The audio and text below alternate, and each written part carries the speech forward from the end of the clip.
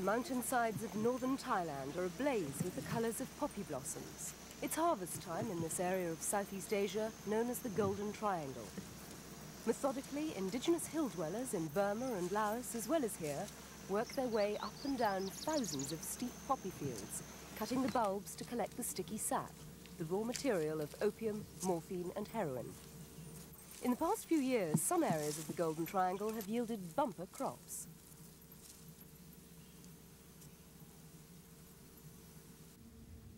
Annual harvests from the entire region have reached around 2,000 tons.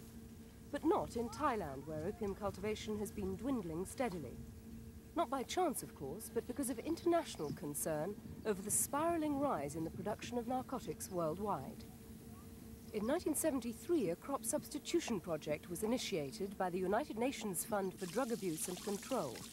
The pilot scheme, in part funded by the United States, was launched in the traditional opium-growing areas of northern Thailand. The main task was to find other cash crops which could earn farmers an alternative income. Possible viable substitutes to poppy cultivation were found to be coffee, beans, flowers and cabbage. But this was not the end of the problem. There was no infrastructure, no roads, no services at all in the highlands, and hill tribes, which had been growing opium poppies for more than a century, needed to be won over to the project. Almost 20 years later, the landscape in the highlands has changed completely. Here, cabbages have replaced opium poppies. Coffee was also developed in the early 70s as an experiment, but at the time there was no market for the crop in Thailand, and it took about 9 years for demand to grow.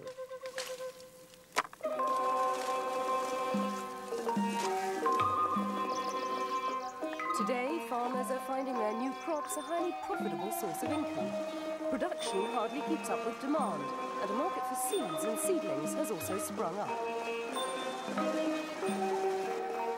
The UN project started with the approval of the Thai government, which provided services and personnel. But as narcotics addiction became a major problem in Thailand too, the government increased its involvement.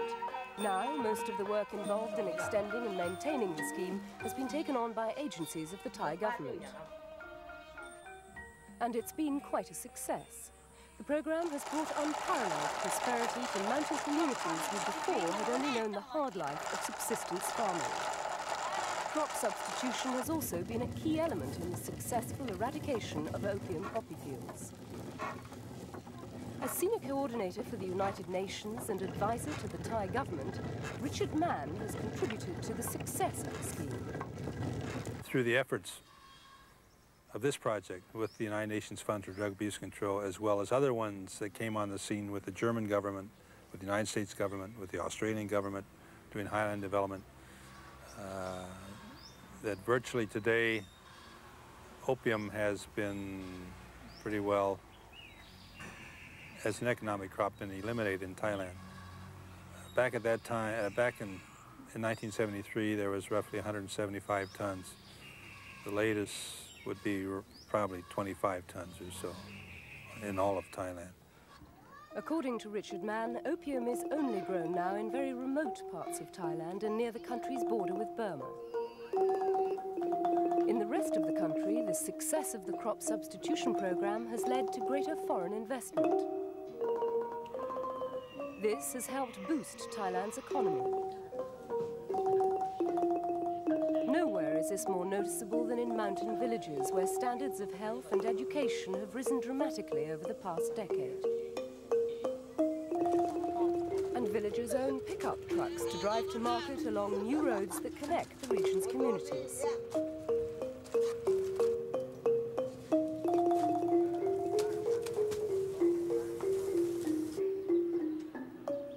However, behind the majestic facades of Thai temples and other local meeting places, arguments are raging.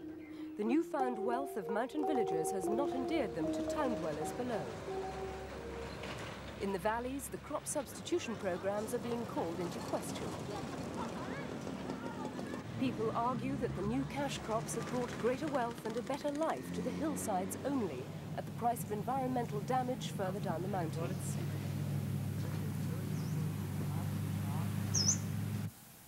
For cabbage and coffee to earn an income as good as or better than opium, the hill tribe farmers have to plant much larger areas. Lowlanders say that more trees are being cut down or simply burnt. As a result, the ground cannot hold rainwater and the topsoil washes away. Advocates of the new farming methods claim in turn that farmers were already burning down the forest 100 years ago to make way for their cash crops of opium poppies. In their opinion, deforestation has been a gradual phenomenon that started long ago in Thailand. It is not an outcome of modern-day farming practices. In the once fertile valleys, the soil is dry. Thailand's main crop, rice, has recently been affected by drought. Farmers say that when rain falls, water comes rushing down all at once along the bare slopes, leaving the soil dry afterwards. They blame the hill tribes and want them moved out of the mountains. A leading critic is Akan Pongsak, abbot of a forest temple. He preaches the Buddhist principle of Sila Tam, the harmony and interdependence of all things in nature. Under his guidance, lowlanders in Mai Sot have offered some of their farmland to hill tribe families nearby. So far, there have been no takers.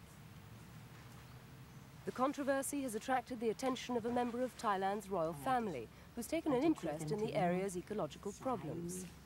She has spent nearly $250,000 to reclaim deforested lowland areas.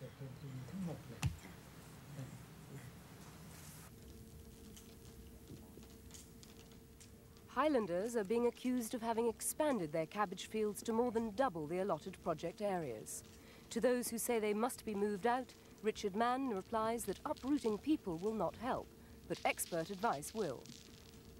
You do get a lot of sort of fanatic, ecologists, environmentalists, all the rest of it, and say the only solution is to move them out with no concern for human rights and that sort of thing. But the fact is that I think under proper direction and control and advice, they can stay up there and be an asset to the country, natural resources.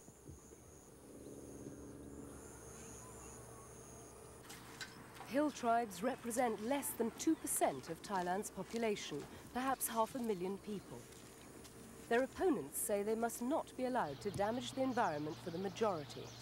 But their supporters argue that because they're such a small minority, they're being made scapegoats for the damage wrought on the environment by logging interests and commercial developers. They claim that instead of arguing about the cause, all Thais should unite to try to correct the harm done, and that government and international agencies must now address the need for a nationwide reforestation scheme for the sake of Thailand's future generations.